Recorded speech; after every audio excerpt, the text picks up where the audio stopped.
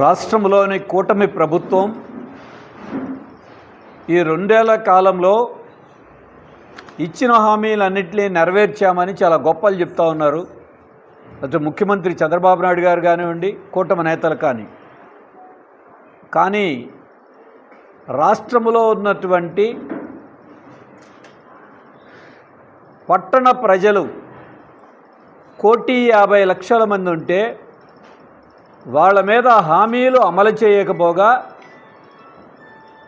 400 కోట్ల రూపాయలు ఇంటి పన్నులని, ఆస్తి పన్నుని మళ్ళీ మొన్న ఏప్రిల్ 1వ తేదీ నుండి మరోసారి పెంచారు.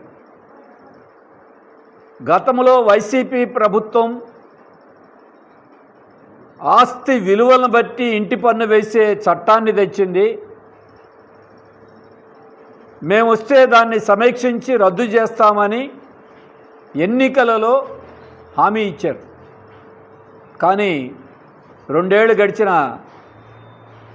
దాన్ని రద్దు చేయకపోగా గత ప్రభుత్వ బాటలోనే ఈ ప్రభుత్వం కూడా నడుస్తూ ఉంది. ఇప్పుడు ఇంటి పన్నుల్ని పెంచేశారు. ఇల్లు లేని వాళ్ళకి 2 సెంట్లు 3 సెంట్లు స్థలాలు ఇస్తామన్నారు, అదే అమలు చేయాల.